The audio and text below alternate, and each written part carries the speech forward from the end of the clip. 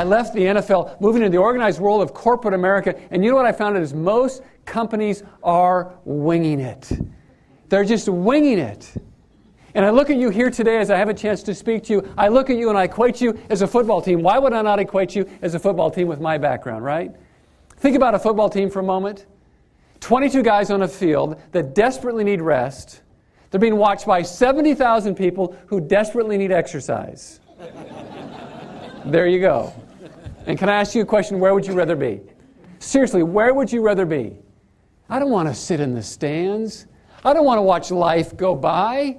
I want to be in the game. I want to advance the ball down the field against great obstacles. I want to succeed with my teammates. I want to be part of something bigger than just me. Now, let me ask you a question as we go on to learn some things. Why is it? Why is it that some companies don't get it? Why? I ask myself, why don't they get it? Why don't organizations, teams, individuals, why are they challenged? Why can't they go live on their go side? And you'll notice something as I take you through a teaching lesson here, ladies and gentlemen, is this. I don't use... Ladies and gentlemen, who are you? And where are you going? And where are you going to end up and what's life really all about? And the reason that I ask that question of you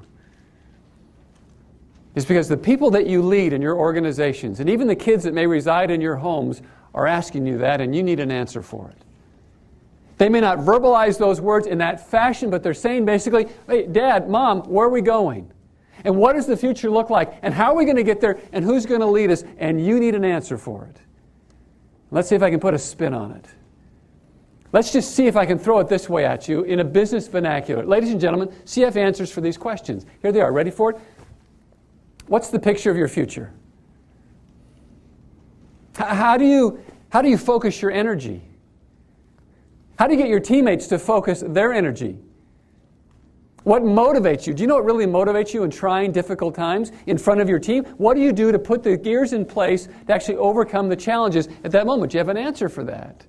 And let me throw out the kicker of all. If I ask this question of you and you answer it in spades, you win hands down. I've been to enough companies and worked with enough organizations to know that those that understand this question win. You ready for it? What is it that you... How about this? I'll bet you $1 in this entire audience, there's not one person in this room that's thinking of 1 million chickens right now. No way. It's an impossibility. You're looking at 1 million and you're thinking $1 million, $1 million. Who wants to be a millionaire? That's what you're thinking, right? Because there's power in words and numbers. And this is how it works. Words create pictures. Your birthday, your anniversary, a client you just reeled in. Pictures then do this. They create with them an emotion. There's something attached to that when you talk about a birthday or an anniversary or a new client. There's joy, there's exhilaration, there's excitement, there's anticipation, but there's an emotion. Emotions, and what they do is they create attitudes. And attitude, ladies and gentlemen, just so you know, it's simply the way in which we lean towards something. We're leaning towards our go side or towards our stop side every time we speak to somebody. Every time you're talking to someone, every time you're trying to gain a new account, that person is formulating pictures in their mind that are attached to an emotion, that create an attitude, that permit a behavior. A behavior is simply the attitude or the action that I take after an attitude is formed. What happens next is behaviors create habits. And habits create reality. And reality creates you and me. May I say this, and I see many of you taking notes, and you may wish to write this down.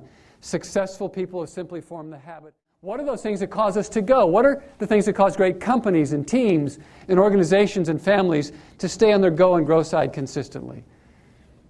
I'm going to share 3 of them with you here today. And the first is this. I find that great individuals, companies, organizations, and teams, what they do is they create a vision and then they chase a dream. Let me see if I can make sense of this because this is so important. It is the freedom to dream a dream and manage that dream into a reality. It's creating a belief system that is so powerful that it moves you and your team from a present place where you happen to be to a future place of more value. Let me ask you a question. Do you have a vision statement for yourself, a personal vision statement that moves you forward every day, that you can communicate with me in 2 minutes or less, that would wow me as I sat on an elevator with you? Do you have one? Can I tell you something? You need one. People are looking at you.